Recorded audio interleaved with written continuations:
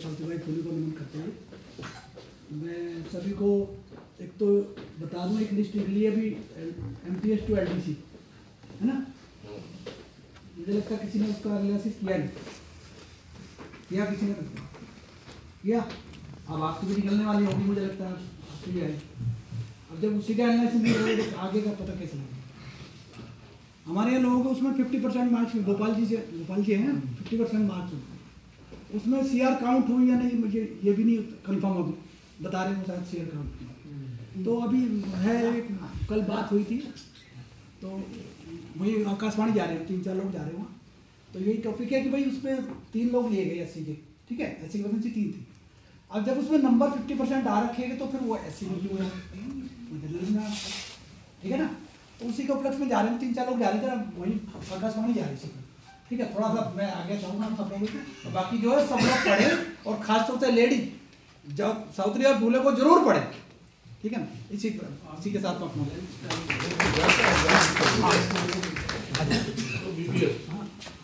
धन्यवाद और हमारी शुभकामनाएं आपके साथ। जाखड़ साहब को बुला लो। साथ ही हम लोग अपने स्टार स्पीकर जाखड़ साहब को बुलाना चाहेंगे। और कोई बोलना चाहे? नहीं आप बोलिए, सब बोलिए।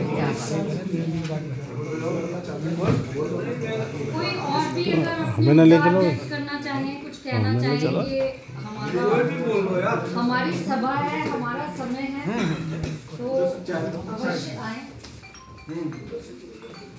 धन्यवाद जाखड़ जी। करुणा के सागर भगवान बुद्ध को नमन करते हुए, बोधि सत्व महामानव बाबा साहब अम्बेडकर को नमन करते हुए, महामना ज्योतिबा फुले को नमन करते हुए, और आज जिनका जन्मदिन है माता सावित्रीबाई को नमन करते हुए, और समय समय पे जो भी महापुरुष हमारे यह जन्म लिया है सबको नमन करते हुए, और आज आप लोगों ने जो आयोजन किया है आप लोगों को भी नमन करते हुए मैं अपनी बात की शुरुआत करना चाहूँगा कि आज का जो दिन है 3 जनवरी का दिन, ये इतिहास में बहुत बड़ा दिन है, विशेषकर महिलाओं के लिए, भारत की महिलाओं के लिए। क्यों भारत की महिलाओं के लिए विशेष दिन है? इस दिन इस शख्सियत का जन्म हुआ जिसने भारत में महिलाओं की शिक्षा को शुरू किया। इसे अभी पूर्व वक्ता ने बताया कि हम शिक्षा दिवस के रूप में मनाएंगे, कोशिश है, हमें कोशिश करनी भी चाहिए, लेकिन उसमें एक कंट्रोवर्सी है कि शिक्षक दिवस पहले से किया हुआ है, लेकिन उसका भी एक इलाज है कि इसे महिला शिक्षक दिवस के रूप में भी हम कर सकते हैं। हमें ये सुझाव ऐसा देना चाहिए कि जो हो सके ऐसा कार्य हमें करना चाहिए। तो हम ये सरकार को ये कह सकते हैं कि ठीक है जी, वो जो है ना आपने कर रखा है, जिसने थीसिस चुराई, जिसने जो करा, थोड़ी उन बातों में मैं कंट्रोवर्सी में नहीं जाता, ठीक है। मेरे ख्याल में बहुत से लोगों को मालूम है, बहुत से लोगों को नहीं मालूम है। नहीं मालूम है तो पता कर लेना, सच्चाई यही है। जो भी आदमी अपने आप को डॉक्टर वोक्टर कह के हैं और राष्ट्रपति भी बन गए, और जो है ना वो अपने आप को शिक्षा का बहुत बड़ा, वो कोई बुरी बात नहीं है, लेकिन जो ओरिजिनल है उसको क्यों छुपा रहे? सारी विश्व को पता है कि भारत के महिलाओं को शिक्षा में लाने का कार्य सावित्रीबाई फुले द्वारा, महामना ज्योतिबा फुले द्वारा ही किया गया। जैसा अभी जाटू जी बता रहे थे, अगर आप डाउनलोड करके पढ़ोगे गुलामगिरी तो आप लोगों को एकदम सच्चाई पता चल जाएगी। बहुत बड़ी नहीं है गुलामगिरी, ऑडियो में भी आ गई है। अगर आप नेट पे जाओगे तो आप ऑडियो में सुनोगे, उसमें कुछ शब्द ऐसे हैं कि आपको लगेगा यार ये क्या बोल रहा है, बट आप उसे सुनेंगे, एक बार सुनने से समझ में नहीं आएगी, 5-6 बार आप सुनोगे, फिर आपको क्लियर होती जाएगी पिक्चर कि यार मैं तो गलत था, है तो ये। जैसे बाबा साहब अंबेडकर ने बार बार अपने उद्भव में कहा है कि father of nation, father of revolution in India is महामना ज्योतिबा फुले। ज्योतिबा फुले जी और सावित्रीबाई जी का जो मिलन हुआ वो एक टर्निंग पॉइंट है। जो दबे कुचले शूद्रों के लिए टर्निंग पॉइंट था इंडिया में, कि अंग्रेजों ने, आप लोगों ने और तो सारी बात बता दी, आप लोगों को मालूम होना चाहिए कि अंग्रेजों ने महामना ज्योतिबा फुले की पत्नी सावित्रीबाई फुले पहली शिक्षक को उस टाइम में इनाम दिया था, उनके लिए घोषित किया है। आप नेट पे जाके देखोगे तो उन्हें महिला शिक्षक का पहला प्राइज मिला हुआ है। जो आज ये हमारे लिए वो घोषित करते हैं ना, जैसे बाबा साहब को तो मतलब भारत रत्न देने में कितना लेट कर दिया, ये हम सब लोगों को मालूम है। क्यों कर दिया ये भी मालूम है, क्योंकि जाति विशेष के कारण ही कर दिया, और तो कोई कारण नहीं रहा, और तो कोई कारण नजर ही नहीं आ रहा। तो साहब कांशीराम बार बार कहते थे कि भाई मुझे तो फुले, ज्योतिबा फुले, साहू अंबेडकरवादी विचारों के सिवाय कोई और चीज नजर ही नहीं आती जो समाज को चेंज करे। तो हम लोगों को ये विचार पढ़ने ही पड़ेंगे और इन विचारों को अगली पीढ़ी को देना ही पड़ेगा। ये हम अगर इन जन्मदिन को मनाने का अगर हम मकसद पूरा करते हैं आज की डेट में, तो वो इसी बात के लिए जाता है कि हम लोगों को उनके विचारों को अपने अंदर लेना ही पड़ेगा और इसे आगे भी फैलाना ही पड़ेगा। ये आप लोगों को याद होगा कि पिछले साल महामना ज्योतिबा फुले का जन्मदिन मैं जबरदस्ती मनाया था इसी रूम में, और मुझे आज जो है ना ठीक नहीं लग रहा, क्योंकि आप लोगों ने पिछली बार मैं जबरदस्ती खींच के लाया था, डीजी को भी लिया था। और ये जन्मदिन सावित्रीबाई फुले का 427 में मना था है, और उसमें ये सब जो है ना आज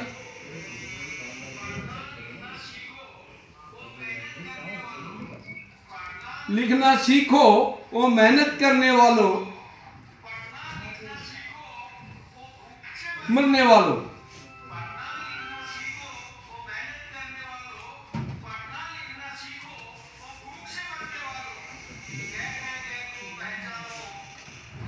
कह गए को पहचानो,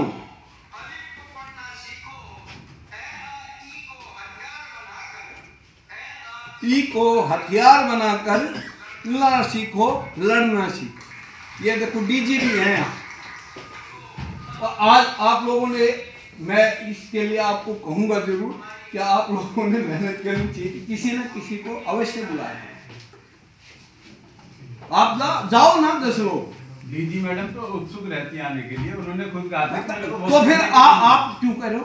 वेयर आर यू यार, आप भी तो जा सकते हो बुलाने के लिए।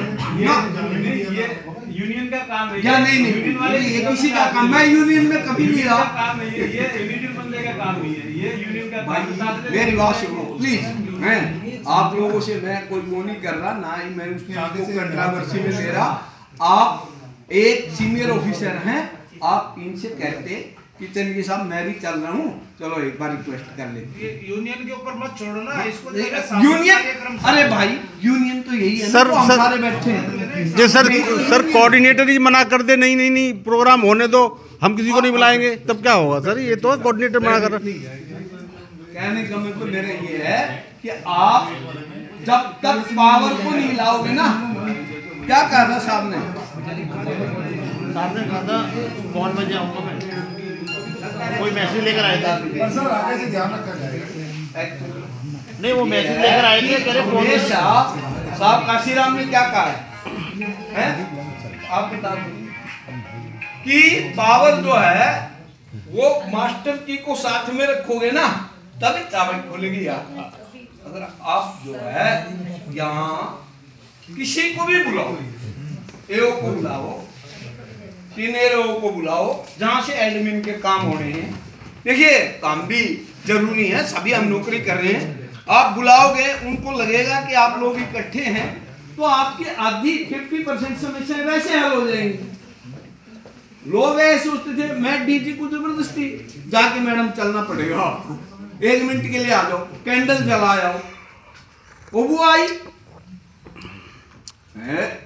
ये नहीं कह रहा कि मैं कोई बहुत बड़ी चीज हूं, कुछ नहीं हूं, लेकिन अगर आप रिक्वेस्टिंग वे में, जैसे मैडम ने कहा भी हमने लड़ना थोड़ी है, लड़ना है तो लड़ाई दूसरी टाइप की है, लेकिन अब दूसरे को कंट्रोवर्सी करते हैं, वो ये कर रहा, वो उनका काम है भाई, वो तो करेंगे, उनके पास सत्ता है, वो तो आपको सत्ता नहीं लेने देंगे। ये आपका काम है कि आपने लेनी कैसे है, आप कैसे संगठित हो गए, कहाँ एससी वर्ग को बांट रहे हैं, कहीं ओबीसी वर्ग को बांट रहे हैं, क्रेमी ले ला रहे हैं, फलाना ला रहे हैं, ढिमकाना, वो उनका काम है। आप पढ़े लिखे हो, आप इकट्ठे हो, आप दूसरे के लिए छोड़ो, आप उनको समझाने की कोशिश करो यार ये लोग आपको बांट के सत्ता में बैठना चाह रहे हैं, तो ये तो आपको ही करना है, दूसरा कोई करके आएगा। साहब हसीराम ने बार बार कहा, कोई थाली में से जाके थोड़ी दे देगा तुम्हें राजपाट, इसके लिए तो लड़ाई के लिए भैया हैं। पहली बार जब बहन जी मुख्यमंत्री बनी थी तो माइक भी टूटे थे। तो भाई कोई चीज लेनी है तो उसके लिए हर तरह से तैयार रहना पड़ेगा। वो अभी अनपढ़ों की बात हो रही थी, मैं ज्यादा लंबी बात नहीं कर रहा, मेरा हिंट आप समझ गए होंगे कि हम लोगों को संगठित रहना है। सबसे पहले तो हमारे हर एक महापुरुष ने कहा भाई संगठित रहो, SC ST OBC, ये कास्ट का चक्कर खत्म कर दो कि ये नाई है, ये तेली है, ये धोबी है, ये चमार, ये छोड़ दो इन बातों को। मानव एक समान, बुद्ध धम्म की ये पहचान। बाबा साहब अम्बेडकर, अगर हिंदू कोड बिल लागू हो जाता, वो कभी भी बुद्धिज्म की तरफ न जाते, वो मजबूर कर दिया, ब्राह्मणवाद ने मजबूर कर दिया कि बाबा साहब को जो है ना बुद्धिज्म की तरफ जाना पड़ा। तो वो कबीर को मानने वाले आदमी थे, पिताजी कबीर को मानते थे। कोई इंसान ब्राह्मण खराब थोड़ी होता है, ब्राह्मणवाद खराब है, वाद खराब है, मतलब उसमें ब्राह्मण शब्द को मैं नहीं जाना। कोई भी अति है ना कि महिलाओं को पढ़ने नहीं दिया जाएगा, विधवाओं की जो है ना शादी करनी, माता सावित्रीबाई फुले का ही वो काम रहा। अडॉप्शन ऑफ नॉन डिक्लेयर औलाद, उसको लेके उन्होंने तो स्कूल कॉलेज तक बना दिया, MBBS करी उस लड़के ने। जाति का दंश जो झेल रहे हैं हम लोग, सभी झेल रहे हैं, किसी न किसी रूप में झेल रहे हैं। इवन जो अपने आप को ये कहते हैं बड़े बड़े हैं, जाट भी झेल रहे हैं। वहां उनको जो है ना राजस्थान में खाट से नीचे बिठाते हैं, मैंने प्रैक्टिकल देखा। ठाकुर उनको जली हुए वो तमाकू देते हैं, इसमें ये हुक्के में डाल के पीते हैं। वो उनको हम यहाँ यूपी में और हरियाणा में चौधरी समझ रहे हैं।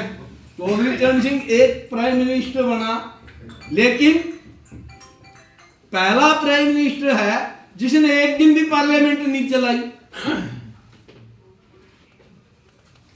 ये तो हम सब जानते हैं, हमारे सामने ही हुआ है। ये तो हमारी लाइफ टाइम में हुआ है। कहने को तो वो कह देते हैं आप प्राइम मिनिस्टर बनाना दिखला, तो एक दिन भी पार्लियामेंट नहीं चलाई। क्यों? उस टाइम बाबूजी का नंबर आ रहा था। बाबूजी अगर बन जाते, इंदिरा गांधी को तो वही देते थे ना सारी सपोर्ट। तो इंदिरा गांधी को पता था अगर बाबूजी अगर प्रधानमंत्री बन गए तो फिर तो गई कांग्रेस, वो तो गई भी। बाद में काशीराम ने रोड मास्टर बनाया। ये सारी चीजें हमारी नॉलेज में होनी चाहिए। कौन क्या कर रहा है। मैं किसी के अगेंस्ट नहीं हूं, ना किसी जाति के अगेंस्ट हूं, ना किसी व्यक्ति के अगेंस्ट हूं, लेकिन जो प्रैक्टिकल हो रहा है उसको आप कोई भी आदमी आएगा, हाँ चौधरी साहब, जाखड़ साहब, थोड़ी सी देर में से पता जाखड़ चमार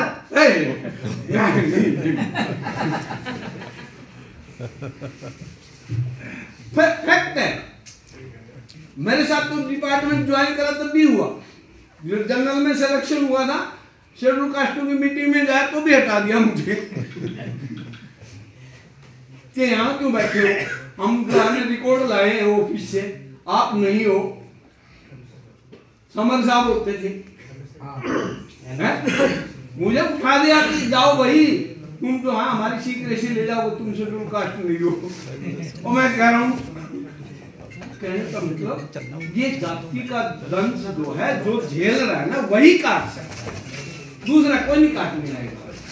अगर आपको तकलीफ है तो उसको आप ही ठीक करोगे, वो आप सद्विचारों से ही ठीक हो सकती है, दूसरे विचारों से ठीक नहीं हो सकती, ये करना ही पड़ेगा। तो अब अनपढ़ों की बात थोड़ी सी आराम से कर लेते हैं। जब हम अनपढ़ थे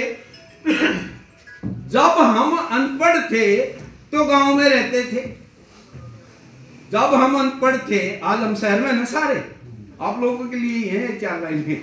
जब हम अनपढ़ थे तो गांव में रहते थे, और जब हम पढ़े लिखे हो गए तो तनाव में रहते हैं। अब सारे तनाव में रहते हैं, यार उसके पास बड़ा एनवाईटी है, उसके पास फलानी, उसके पास ढिमकानी। अनपढ़ थे तो गांव में मस्त रहते थे। जब हम अनपढ़ थे तो अंधेरे में रहते थे, हमने भी लालटेन के चांदने में ही मैट्रिक पास करी। जब हम अनपढ़ थे तो अंधेरे में रहते थे, पढ़े लिखे हो गए तो दूसरे लोगों को अंधेरे में रखते हैं। नहीं तेरा काम नहीं हो सकता, नहीं ये कागज लगा, जब तेरा ये पास होगा, अंधेरे में रखते हैं दूसरे। जब हम अनपढ़ थे तो अपनों के लिए जीते थे। जब हम अनपढ़ थे, जो भी अनपढ़ कैटेगरी है उसमें एकता ज्यादा मिलेगी। आज भी किसी को ले लो, वो एकदम इकट्ठे हो जाएंगे। जब हम अनपढ़ थे तो अपनों के लिए जीते थे, जब पढ़े लिखे हो गए तो सपनों के लिए जीते हैं। मेरे पास हवाई जहाज होनी चाहिए, मैं अमेरिका में जाऊं, उसका लड़का फलानी जगह हो गया। ये चीजें छोड़ के हमें अपने पे ध्यान देना चाहिए। और जब हम अनपढ़ थे तो अब केवल हमारे रिश्तेदार होते थे, मामा, फूफा, चाचा, ताया, वे कहते। आज रिश्तेदार भी दूर के हो गए, दूर के रिश्तेदार। ये कौन है? ये दूर का रिश्तेदार है, मतलब बताने में भी शर्म आती है। इवन मैं बता रहा हूं कि लोग अपने माँ बाप को बताने में भी शर्म महसूस करते हैं। जो बाबा साहब ने जो हमें यहाँ तक पहुँचा दिया, अगर मेरे साथ मेरा कोई ऐसा भाई है या माँ बाप है, इवन उसको भी बताने में शर्म महसूस करते हैं हम लोग। तो ये भी हमें छोड़नी पड़ेगी। जब हम अनपढ़ थे तो पैसा घर के मुखिया के पास होता था, सिर्फ है कि 5 पैसे की फीस भरनी है तो पिताजी से मांग ले। और सभी सुखी होते थे, सभी सुखी भी होते थे, क्योंकि चिंता तो थी नहीं कि कुछ गिर जाएगा, जेब में से कुछ गिर जाएगा, खोने की तो चिंता ही नहीं जब कुछ है नहीं तो पास में। हम पढ़े लिखे हो गए, पैसा सभी के पास हो गया, लेकिन सुखी कोई नहीं है। पैसा है आज सबके पास, ये मेरे अकाउंट को ना देख ले, हस्बैंड ना देख ले, वाइफ ना देख ले, बच्चे को ना पता चल जाए। कई लोग तो सलाह देते हैं जी रिटायरमेंट पे आपको जो मिला बताना मत।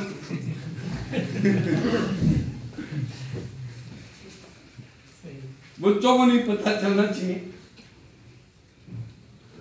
जब हम अनपढ़ थे तो हमारा परिवार ही बैंक बैलेंस हो। अनपढ़ों का ना, भी मेरा बेटा सुखी रहे, वो भी कमा लाएगा, पॉपुलेशन बढ़ाते थे, ये भी 2 रुपये मजदूरी करके ले आएगा, सभी आराम से बैठ के रोटी खा लेंगे। और पढ़े लिखे हो गए तो बैंक बैलेंस के चक्कर में परिवार का बैलेंस खराब हो गया। आज की डेट में अनपढ़ों ने हमें दिया बहुत कुछ है। हमारे माँ बाप अनपढ़ थे ना, उन्होंने हमें बहुत कुछ दिया, यहाँ तक पहुंचा दिया। इसमें लिया कुछ भी नहीं। अनपढ़ों ने हमें दिया बहुत कुछ है, लिया कुछ भी नहीं। अभी देखिए, सुनना मेरी लास्ट ये 2 बातें बहुत बढ़िया मैंने कहीं से कलेक्ट करी हैं। हम वो आखिरी पीढ़ी हैं जिनकी माओं का सोशल मीडिया पे अकाउंट नहीं है।